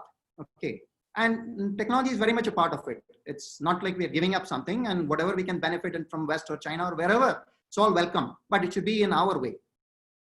These uncertain times have given Bharat just the opening we need. This Corona break or whatever has actually given us just the opening we need. It's put a pause. So we should start really, sort of stepping back a bit and then, changing course. Okay. And we can then establish Bharat's destiny as a torchbearer for humanity itself. Okay. Okay. This is all a bit philosophical. What can we do? What actions can we take? First, actually, everything we do, we should just think of everything as one. Okay, unless we do that, we're going to be, thinking of, our own benefits, or maybe the benefits of our people in our state or our community and all that. So if that happens, then we won't really be able to contribute anything to the world. Okay, in fact, this is what our biggest contribution is going to be. It has been. This is why people come to India and visit India when they're lost from the West. Okay, and from many places, Singapore or wherever, or China. Even many Chinese actually come to India and actually learn our philosophies. So why? Because we have a universal message for all of humanity, that we are one. We have to moderate consumption. This is not good news for corporates, because 53% of our GDP is consumption based. Okay, but then we have to moderate consumption. We don't have to consume like mad, whether we want it or not, like it or not. We just consume. We feel like doing something, buying something. We have to buy and consume responsibly, because actually I want to focus on one thing. Many people feel China is a factory to the world. Actually, it's not like they're the factory to the world without any impact. China has suffered immense environmental impact, and we should certainly feel for them. Okay, and they decided to make that call. Okay, so whether we need to make that call or not. So we have to, make in India, we have to focus on what is essential for our sustenance, other items that can be made in India with moderate environmental impact. If there's an extreme environmental impact, we got to think about it. Okay, we just don't have to go blindly and do everything all the time just because it's going to actually increase our exports or increase our GDP. We have to make informed decisions on what is it. Scandinavian countries are experts at this. They actually exactly know where they add value and they focus on that. They don't really get in the rat race at all. So from ugly to beautiful, actually, to the left of this particular thing, I see actually, this is one thing we need to essentially improve upon. The whole, most of the Indian cities are ugly, I mean, sorry to say this, but that's how I see these cables. And so our nature of our work is like this. I mean, hardly anywhere in the world you can see, at least in the, so without any sense of, responsibility, this is how telecom wires are running. So one of this is cut, a whole bunch of homes will lose power, or digital connectivity. Okay, so this really needs to be fixed. Actually, we need to start really organizing ourselves to say, okay, we need to do this beautifully. In fact, I want to say something personally. In this COVID break, I got a little time, so I started to make round rotis and round dosas. And then I started to I learned these things I could make already, but then I wasn't exactly round. And I said, okay, you know what, I want to make it round. Okay, and how to make a roti. Okay, you don't really apply much pressure on the center, but instead you apply pressure on the edges and you let it go around. And so I sort of watched some videos and then I started practicing it. And then how to make, curd. I mean, curd at home making is of course easy, but then how to make the perfect one. What temperature should that milk be, etc. Okay. And so these are things that I enjoyed actually. And then simple things actually we should start doing well and take pride in it actually. And this is sort of not taught, and so then the society reflects that. Okay, and of course rebuild India into a decentralized and decongested but ultra connected digital economy. I mean by decongested and decentralized, but then ultra connected. In fact, by decentralizing and decongesting, you need ultra connectivity, because when people have gone up, living peacefully in their own hamlets. I mean to say smaller towns and cities. You need that kind of connectivity, and that's possible today. It wasn't possible 10 years ago, it's possible today. So now is the opportunity. One thing we really need to do is, we got immense talent. Indians are actually the heads of so many great companies, and then there are so many great consultants and bankers and this and that. But we have somehow not organized those people to contribute in a systematic manner to then propel India forward. So the government should take some initiative. This should come from the government. I mean, there are many NGOs and so forth, but they should come from the government to actually tap into this immense expertise and then to propel the nation forward. Each of us should feel that the future of India is personally in each one of our own hands, not in the government's hands. Okay, government is an enabler. So finally, I want to actually have a personal message. This is the last slide. Okay, personal message. So there are two types actually. This is according to British psychologist Raymond Cattell, and two types of intelligence. How to keep ourselves in the game. This is about, okay, okay, we are 30s, 40s, 50s. Okay, where do we go from here? How to keep ourselves in the game, active in the game. So there are two types of intelligence, fluid intelligence and crystallized intelligence. Fluid intelligence is when you are younger in our age, we start looking at things in different ways, we innovate, etc. And some people have that more than others. And crystallized intelligence is about the intelligence derived from experiences. Like an architect has a lot of experience, but yet they are creative. They use their creativity that they essentially have as a part of their nature and their upbringing and their education and all that. And then essentially they also use the crystallized intelligence, basically, that they have derived from executing a lot of projects. Okay, and then but then the problem is that if we're not alert, the professional decline starts sooner than we expect. For example, right now sitting here, I could have been in professional decline for 10 years and I won't even realize it. I don't even realize it. And soon enough, I become irrelevant. Okay. And then I come to know it too late. And then I cannot really get myself back in the game. Okay. So I think what we need to do is we need to become self-aware. Okay. And then I just read an article, actually, you can read that article, Arthur Brooks in the Atlantic. Okay. About how to essentially deal with this potential professional decline if you're not self-aware. And then we don't really channel our fluid intelligence and crystallized intelligence in the right manner, and continuously so. Okay, so we need to keep the fluid intelligence bubbling, and then yet we need to actually benefit from all the experiences that has been crystallized in the form of that crystallized intelligence. And so technology can help us here, to focus on what we need to do now, given all the information available, by filtering out the noise. Given all the information available, what do we need to do now? Okay, so because you have a lot of experience, okay, going back to the past, a lot of experience, but then filtering out all that and then deciding what to do, which of that experience to put in action right now, right here, right now, is the most important thing, which is why fluid intelligence can help actually in even drawing from crystallized intelligence and then essentially making us take the right action at the right time. Okay, And that's all I have. Discussions, please. Thank you. Hey, thank you, Jay. It was quite quick and on dot. At time, I think we will have good discussion, and there are few questions. I also request participants to put your questions if you have any, so that we can share that to Speaker Jay. Jay, very informative, and you said one thing I noticed. You said China is far ahead of India when it comes to digital transformation. How long do you think India will take to catch up with China? Actually, I want to rephrase that question. We shouldn't be thinking of catching up with anybody at all. Okay, because the moment you start thinking of catching up with someone, you have to copy them. For example, if you're running a race and you want to catch up with somebody, you have to run the same race. That's when you can catch up with them. So this is why I was mentioning again and again that we often talk about, okay, India is 25 years behind, 50 years behind, 10 years behind, etc. GDP behind, or innovation, so many patents are filed, etc. So what we need to do is we need to do the right things for this society. We need to actually give our children the right education in the right manner with the right perspective. So that sort of is not happening. Not nearly so at all. And so once we do that, let the right things happen. So let's not think about things in terms of competition. Let's think about things in terms of collaborating with others and then doing what's right for us. So when you say collaborating with others, so what we have seen in India in last 1 week, there's a lot of video that's been sharing in WhatsApp that our Mukesh Ambani announcing the association with Google, which investing almost 9 billion US dollar to Indian economy, and Facebook is already. So you think these changes can bring revolution to India?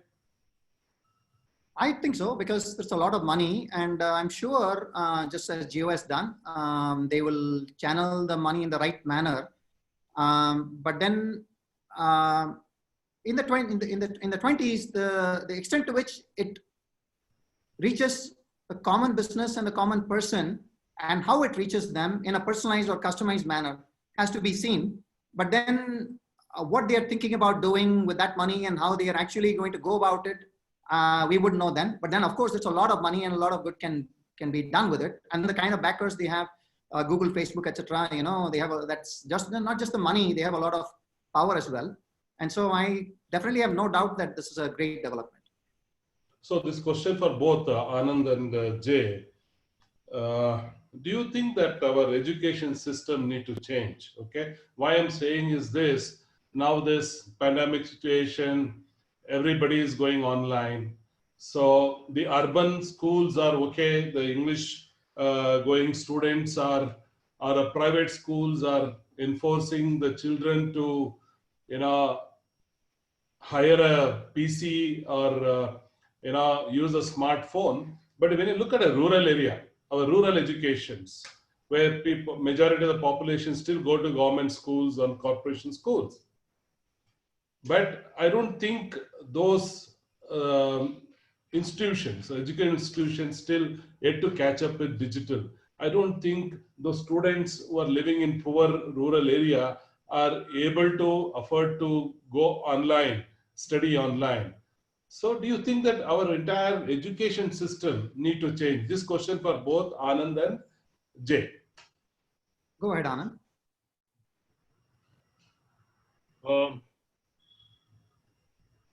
Education is actually two factors, in my view. One is knowledge, and the other one is certification. So the system that is prevalent in our country, and to a large extent many countries in the world, is mainly certification driven process. But today, if a person in rural area wants to gain knowledge with simple digital connectivity, a lot of opportunities. Today, the same courses that takes 4 to 5 years to complete are available on EDX and Coursera's at 1/4 the time at a very fraction of a cost with the same knowledge and certificates from reputed universities worldwide. So the education system changing is not about changing the knowledge part of it, but it is about changing the mindset. What are we doing in the whole process? That's my view. So currently, due to COVID, there is home-based learning, and the governments are insisting on home-based learning, but away from the urban areas to semi-urban and rural areas, how many of them have laptops and desktops and a proper internet to take these courses? How are the teachers in those schools which they go equipped to actually deliver these kind of online courses? In urban areas, we see the teachers having enough infrastructure in the schools for them to record or from their home to deliver. But then you go to a rural area, do you think a teacher is equipped well enough to deliver their biology or chemistry classes online? There's a question mark. So it's not about just the system alone. So it's the whole ecosystem that needs to be looked into and not just one part of the system. That's my view. Oh, Jay? I feel that digital, in spite of all the digital technologies that have arrived, most of them, yes, there are knowledge-based technologies, but then a lot of Indian, I mean, you must have seen the ads. There are all these, online companies that are advertising. Of course, their intention is to, get subscribers and make money and potentially their investors happy and so forth. They say, okay, IIT exam, this exam, that exam, all these exams. Okay. And so they actually list the exams themselves as reasons why you need to join. Okay.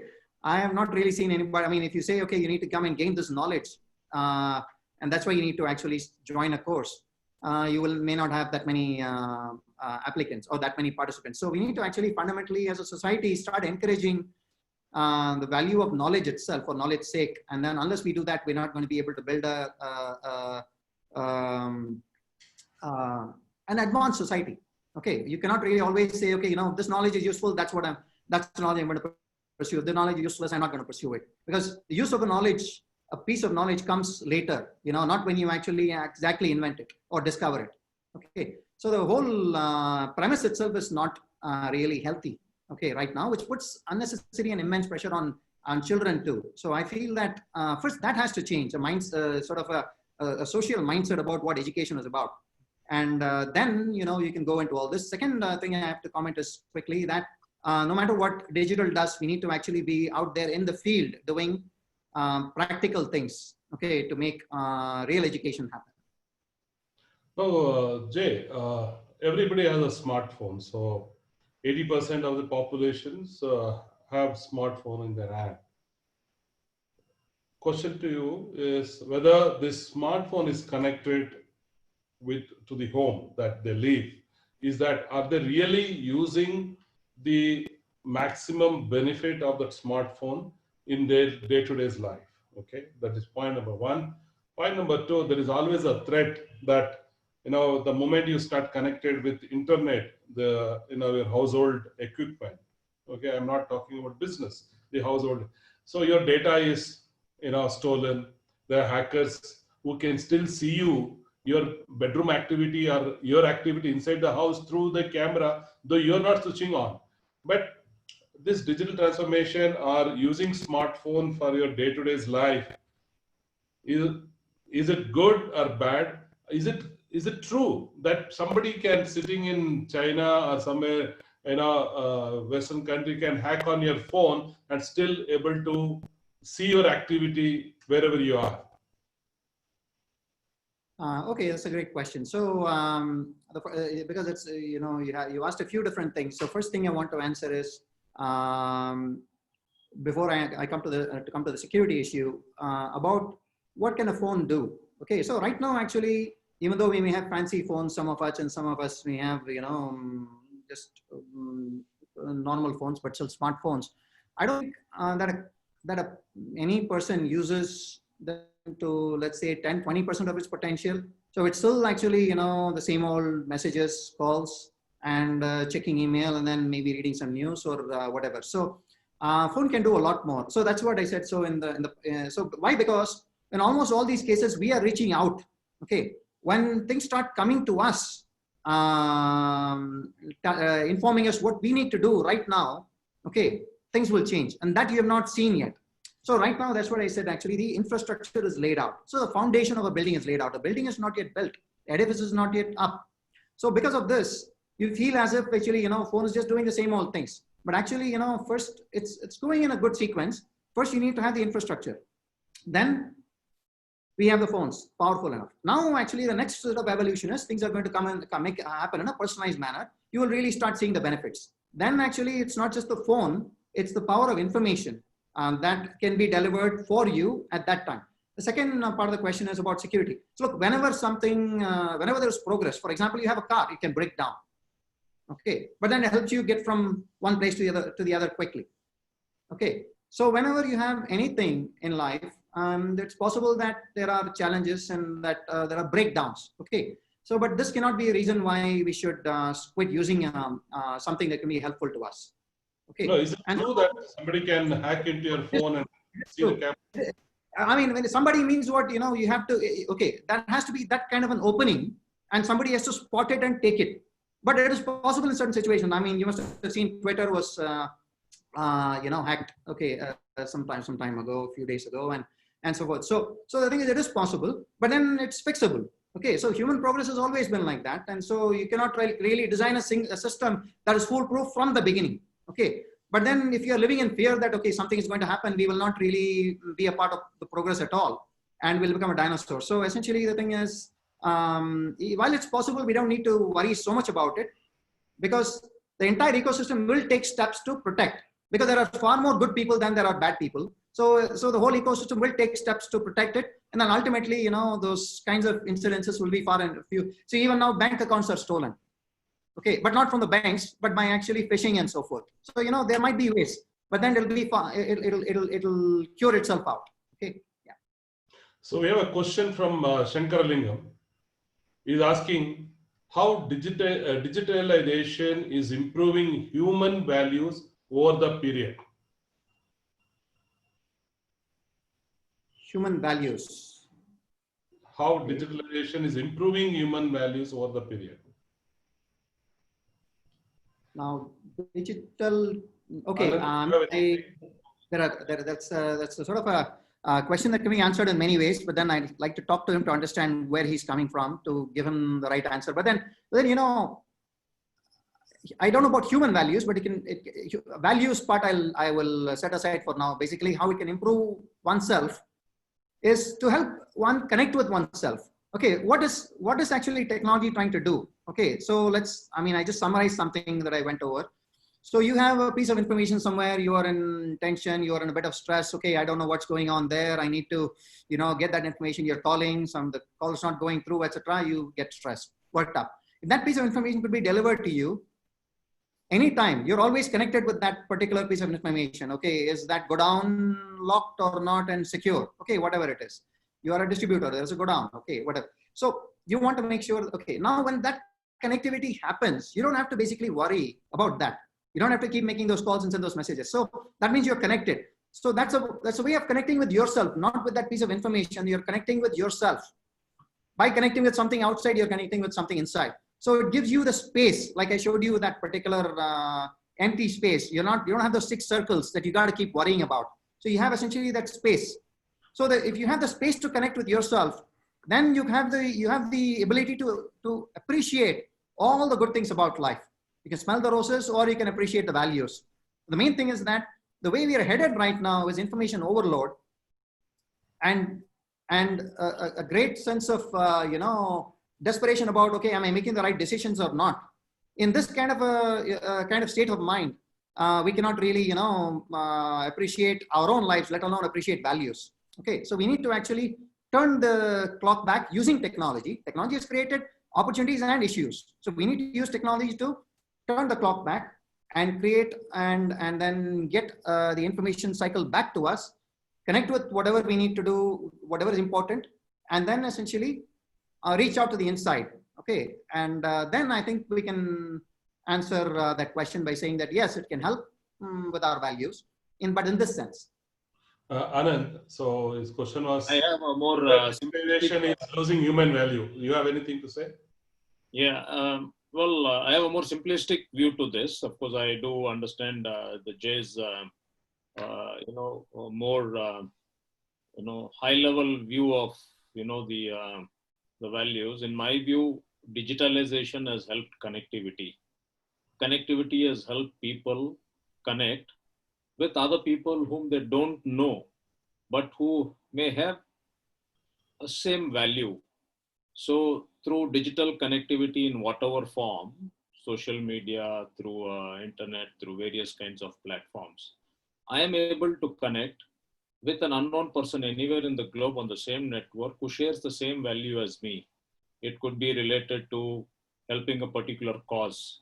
It could be related to reaching out to the downtrodden. It could be connecting with people in the same art, same artistic mindset. So I could be connecting with anybody in Africa today on a single platform to understand what their needs are related to, say, water and food. And I would be able to connect with somebody else in a similar platform who has got the resources, technology, and the money to be able to provide that person, maybe in India or maybe in Africa, that kind of need. And so digitalization has helped in connecting people across, different geographies and different, culture and race to come together for a particular value or a cause they believe in. So that is my view. Great point, Anand. A question from Deepak. How better we can take digital transformation and technology in agriculture category, and how better we can help farmers, where still most of the farmers are not aware of using smartphone in India. Anand, do you want to go or?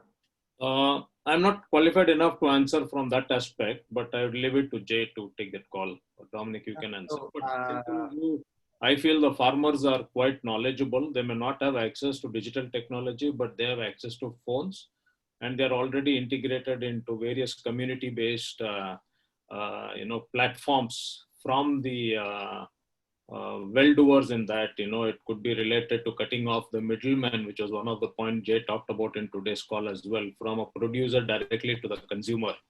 And today, digitalization has already helped the farmers cut away the middleman, take their produce directly from where they are to the buyers, and reap better profits for themselves. And they are also able to know what the market wants, not necessarily what the middleman tells them to do. So it has already helped them. So obviously that's a good start, but still a long way to go. But that's a very generalist and high level view I have by looking at various media reports. But on a grassroots level, I'm sure in India, Jay and Dom, you would have a better view to that. I think also that's it. I mean, because most of the time farmers actually have one single problem, that whatever they grow has to be profitable. And often we hear that the cost of making a products, a crop, or the cost of, putting us, whatever 100 bags of rice out there is not what, is actually more than what, they might expect to earn. So, I mean, it's not always the case, but often it's a case that puts people under a lot of stress, and then there are loans and so forth. So the main thing is that I think because India is a very big country, the government is addressing, this is sort of almost needs government, tools to manage. So I think they've come out and say, okay, what to sow when, how to actually, rotate crops to keep land fertile, and then essentially how to actually, forecast weather better. Okay, and then essentially from there, from production, then actually it's just what Anand was saying about, disintermediating the middleman and actually trying to go directly to the market. And then by perceiving, like the futures market, by pursuing, okay, this is, if I it's a guaranteed thing. Okay, if I make this much, then I'm going to earn this much. So when you know that, you can be secure. You don't have to then deal with uncertainty. So that's another thing actually I was saying about making something unknown in the future known. Okay, and that essentially is the most important thing I'd like to say. Again and again, the same thing. Something in the future is unknown. We have to make it known. And so this essentially brings a certain level of predictability to the farmers. Yeah, Anand and Jay, in this forum, the participants, we have, you know, well-known engineers in technology. We have one of the founder of Electrical Revolution, Mr. Bhavani Prasad is also as a participant, and he's like our Vishwesharaya in electrical side. And we also have R.K. Singh. He is the former chief engineer of Doordarshan when Doordarshan started putting up satellite and all that. So he played a very important role in media revolution in the country. So we have two eminent speakers, the participants here listening to you. He's asking one important question to you. How artificial intelligence is going to impact our society? Is it good or dangerous? Anand, you want to go or should I? You can go. I'll go after you, Jay. Okay. So actually, it's not dangerous. It just sounds dangerous. Artificial intelligence. Actually, nothing called artificial intelligence. It just names as such. So you could actually think of it as or machine learning, etc. It just sounds dangerous. You could just think of it as in simple terms, like, okay, you know, again, as life gets complex compared to the agrarian societies we had, where, you know, you had time to relax, come back home, take a nap, go back to the fields, etc. Now things are happening in warp mode, you know, where we have to crunch a lot of information in a short span of time and make the right decisions. And when you're in a position of responsibility, the decisions you make matter a lot. It can impact other people's lives and even your own life. So the thing is, for example, even in cancer treatment, okay, what is the situation right now? And personalized medicine, okay, what is the situation right now for a person? And then, you know, whether they should go for this kind of treatment or that kind of treatment or this particular focus treatment or whatever. So there are so many decisions from, you know, healthcare to just daily decisions to decisions that companies and corporations need to make. So when you look at actually all the factors that are changing around us, okay, and as well as our own internal preferences, given the same set of data, given the same set of, let's say Anand and I are the same business, and then we both have, you know, we still have different perspectives on life. So let's say we see some changes happening in the landscape. So he will see that as an opportunity. I'll see that as maybe a threat.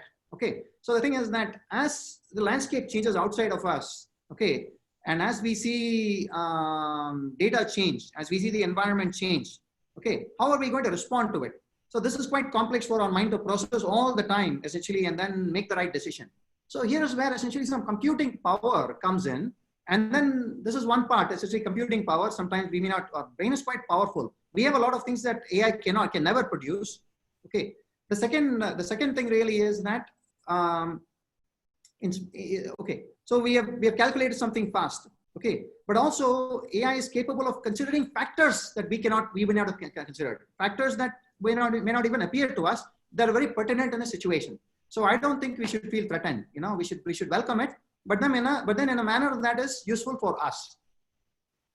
I hope Mr. R.K. Singh understood the speaker's perspective on whether AI is dangerous or good. So moving to another question, there are a lot of cyber crimes happening, which is scary for a common man, especially for elders, to use digital platform. How do you think we can be assuring of protecting the data? We need to be quick on the answer because we have a lot of questions. Anand, you go ahead. So this kind of ties into the last point about artificial intelligence. It's two sides of the same coin. Anything on technology can be used for good or for bad. So when it is used for good, there's good done to the humankind. When it's being done bad, when it's being used for bad purposes, that's where the fear sets in. And there is some kind of resistance or skepticism towards adapting the technology. So the cybercrime is a very classical example.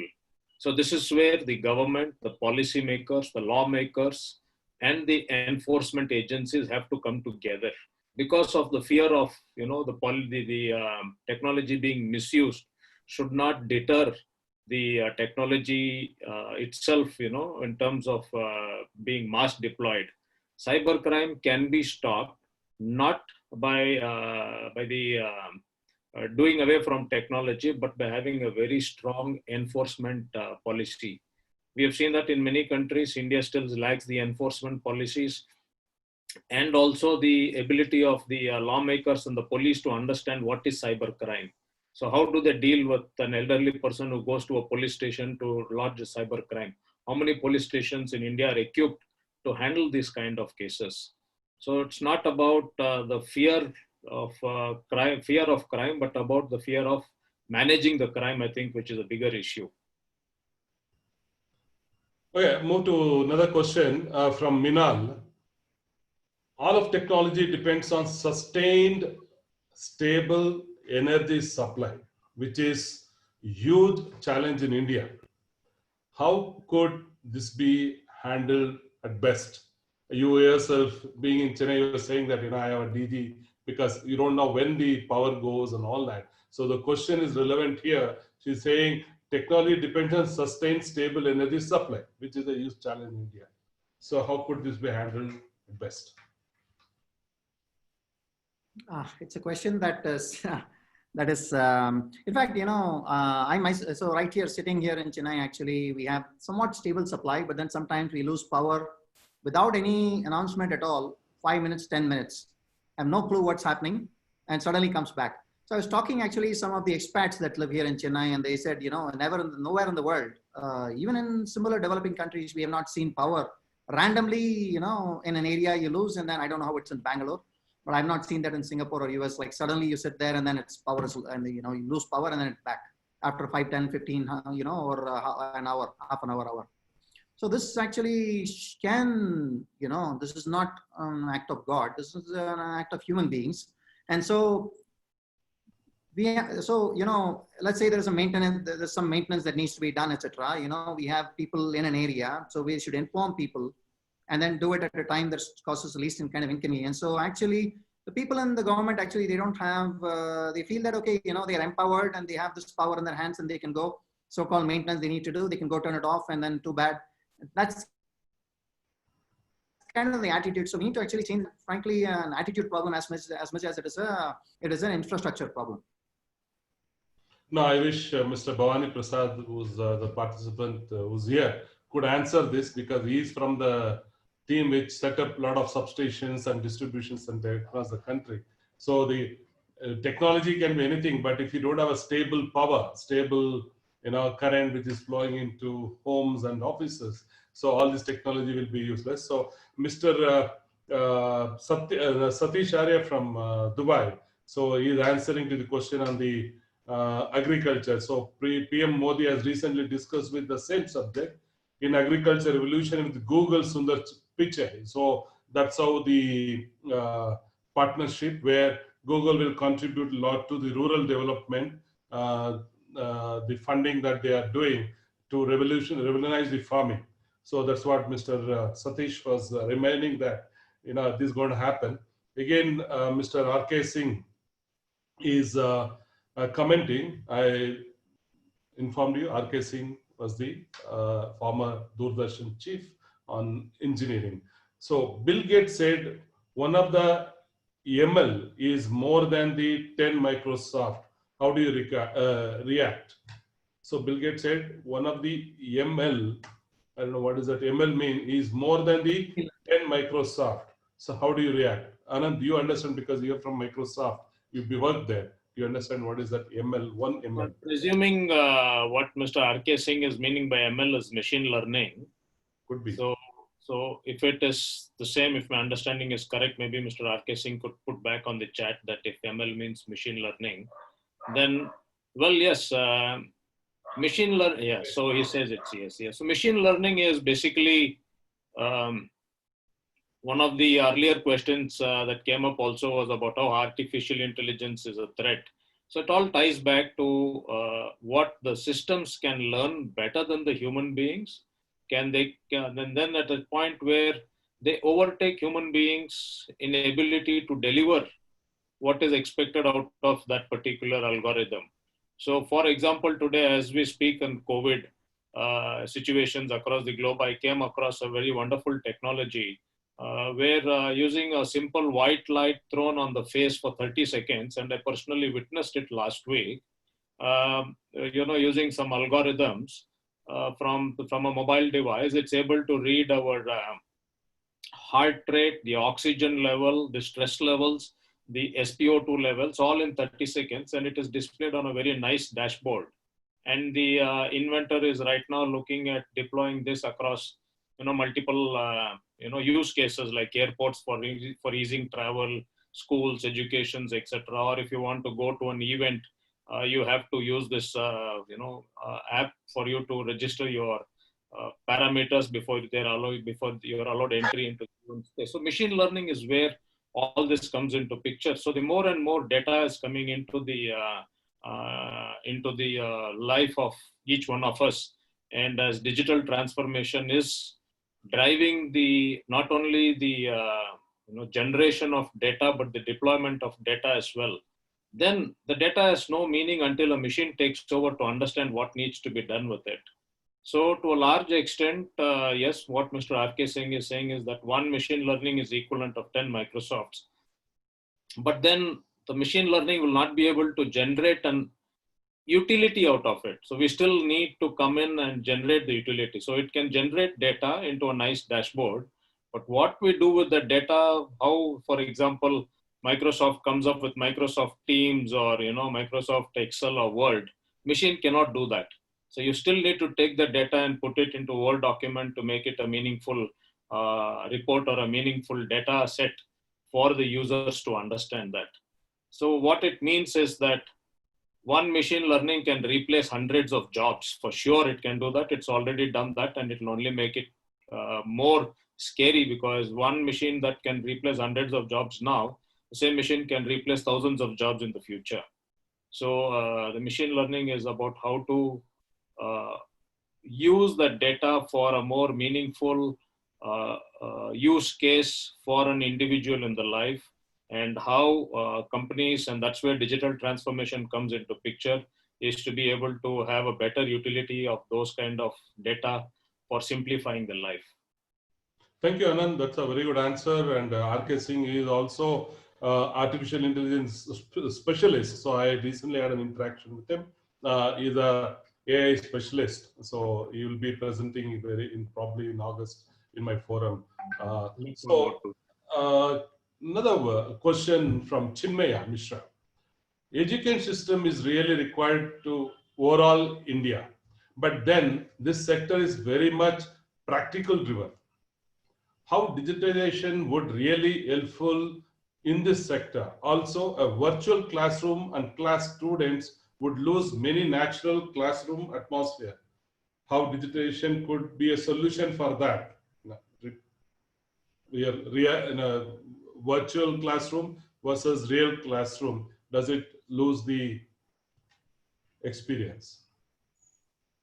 Of course it does. And in fact, around the world, people, even schools and colleges, universities, etc., for example, in the US, I know that they want their students back as soon as possible on campuses, because nobody is under the illusion that classroom learning can be substituted 100% by digital learning. Digital learning is a supplement. Okay, classroom learning is about learning from teachers, learning from students, learning from others, learning from friends, not only learning subjects, but learning other aspects of life. Okay, so that's how we grew up. And so I think that there's no substitute at all, no digital equivalent at all. So I have no doubt that we are going to be going back to the traditional form of education. Okay, digital is a supplement, not a substitute. Anand, is it possible to cater to different businesses and individuals, since the requirement and parameters are different? How long do you think is needed to build such platform?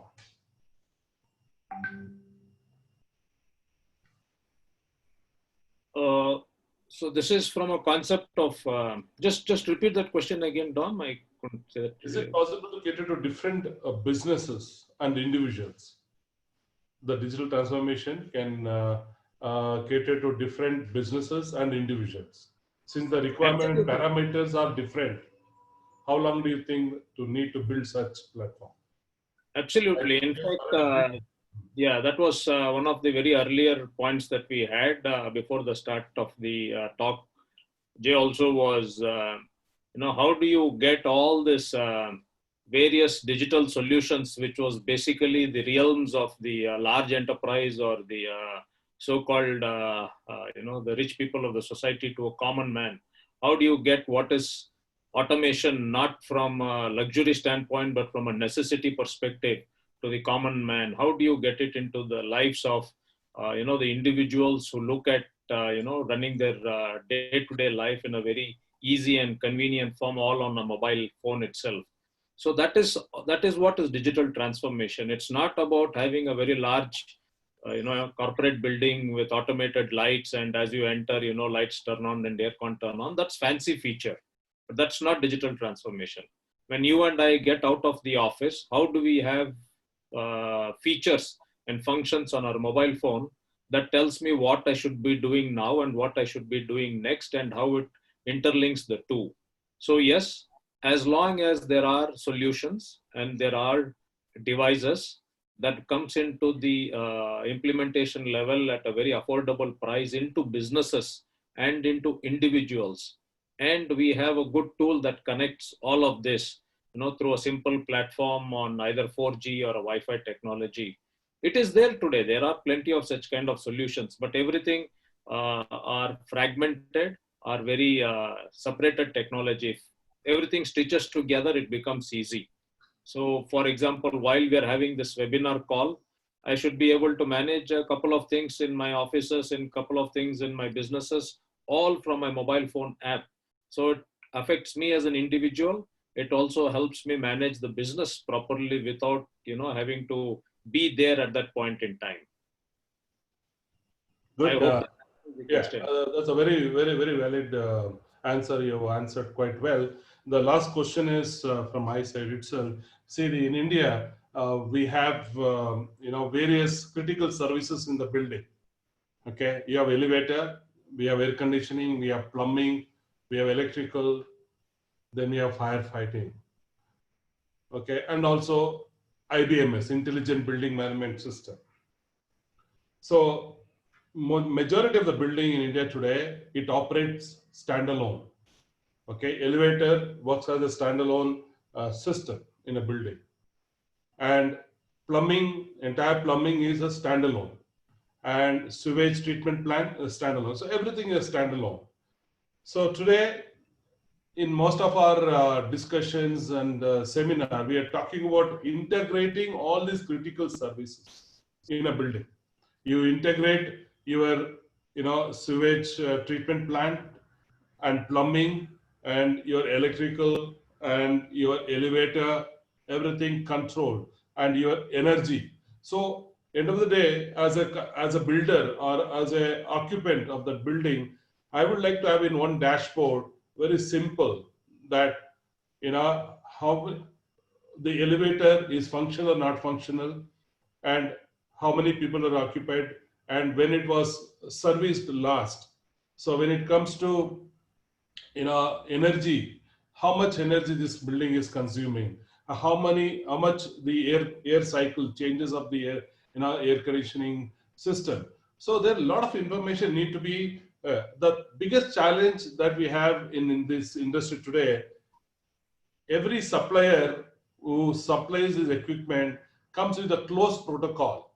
Like as an end user, as a facility manager, if I want to integrate air conditioning with, you know, uh, say plumbing, okay, air conditioning with elevator.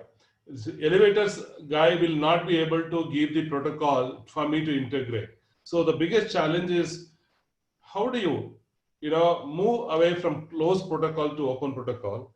Is there any way that the closed protocol can be converted to open protocol without the, the suppliers involvement. So if this can be brought in, this platform can be available through digital power, transformation, where you bring in all this information to one single dashboard, and wherever I am, whichever part of this on this earth, I should be able to get the information. So the question to Jay: can we integrate all these critical services of the building to your mobile and get all this information? Okay, great question, Dominic. In fact, overall, that's really where we are going. So there are legacy systems. There are certain systems that are closed, as you said, and then they cannot be, brought online. Okay, but increasingly, the systems that have been installed in the past maybe 4 or 5 years, they already are. They are designed by various manufacturers with APIs or with certain ways to at least to connect. If even if they don't cooperate, at least there are relay-based controls available, where essentially you don't need to learn a protocol. You can actually send a command and actually turn on or off a pump, etc., or basically access a certain floor using for a lift that needs to be integrated. So actually, there are ways to do this. Okay. The root cause of the problem is not even that. The root cause of the problem is the whole. These systems have been designed with actually not people in mind. These systems have been designed with the equipment in mind. So these manufacturers are not thinking about the users or the people. They are not designed for essentially. They're designed. Okay, the sewage treatment plant is designed essentially to move a certain amount of, to process a certain amount of sewage and to treat it, and then to pump the water back after it's treated. So this is their focus. So they are not thinking about essentially, the people that will be using it, the people that will be monitoring it, etc. If they do, essentially, it's only the sewage treatment. So you cannot really fault them for only focusing on what they need to do. But they are running a company, they need to do, and they need to actually sell as many systems as possible. They need to survive. But then things have changed. The last 3 to 5 years, actually, everybody that's making a control system, they know that they need to basically be able to securely get other systems to integrate. Okay, so I see that this is happening, and then legacy systems, while they cannot be brought in unless they have relay-based controls. Otherwise, I think in this decade, you're going to see that more and more buildings are going to have the kind of systems that you're talking about, where people can go and actually use a single dashboard without going to the BMS room. You can actually be in control of what's happening in the building. So my question is it possible to integrate the current critical, the existing retrofit, the old system? Can we integrate possibly with possibility of your company that which is developed a lot of software and hardware? Can you able to integrate? Much of it, but not all of it. So much of it, not all of it. So going forward, I think we will have most of the machines are with open protocol. That's what now the awareness has been created. So when somebody, as an end user, if I are a facility manager, I'm ordering, a first question is it works on open protocol or closed protocol? So as long as it's open protocol, we can always integrate. That's what I learned with my experience. And ladies and gentlemen, it's 1:05 now. Thank you very much. I must thank Anand. I think he skipped his lunch. He's based out of Singapore.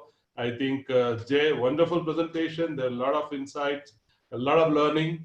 And as I said, learning, there's no age, there's no religion, no language. It's just a constant. So I could see Bhavani Prasad is almost 80 plus, and Mr. R.K. Singh is also 65 plus. They're still learning. As you can see the urge to learn. So there's no age bar for learning. And I thank all the participants, especially Mr. R.K. Singh, Mr. Arun Kumar is from Bureau of Indian Standard. So he is there, and Mr. R.K. Singh is also there. Wonderful audience we have here, and there are a lot of Dubai-based entrepreneurs also here. I'm sure they would like to understand more about Jairam and Jairab's capability and your company's offering. I will be sharing, if you can forward your profile or a company capability, probably I will share it with all my participants, so you will interact one-to-one with them, and that's how you can build up a business channel with them. So I would thank you, Anand. you with such a, a great understanding on technology. I know you could have shared much more details, but we are running out of time, and we look forward to have another discussion very soon. And this will be on critical services integration using artificial intelligence, digital transformation, machine learning. So this will be in the third week of August. So all the eminent panel, it's a panel discussion. I look forward for your participation and your contribution to that, the forum. So it will be a 2-hour session. So thank you, gentlemen. Thank you, everyone. And good to have you around. Thank you, sir. Thank you very much and all the best. Thank you. Is Jay? Jay, are you there? It's closed his eyes. Okay, must be playing. No, I think the frame is frozen, so I think there's a connectivity issue the other side. Okay, thank you. Look forward. Those who are interested, I can share the PPT and also share the YouTube link. Jay, want to say thank you to all the participants? Yeah, Dom, can you hear me? I just cut out for a second. Actually, I thank you, Dom. Thank you, Anand, for organizing a great.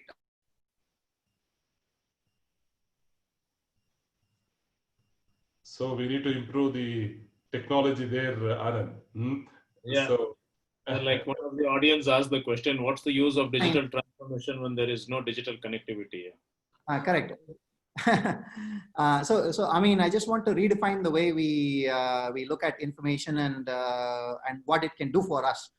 It should not be about devices. It should be about us and what and the present moment. So I just wanted to actually have this kind of a discussion. The second thing is, of course, how we can all contribute to India's growth and development. So if I have at least made a few points in that regard, I'll feel happy about it. And then I do welcome people getting in touch with me for one-on-one or group discussions anytime. Okay, thank you. Thank you. Look forward to see you again. And next week we have the safe living, very interesting topic that we will be discussing next week. I would request all my friends to join in for this. I just wanted to share you that it's all about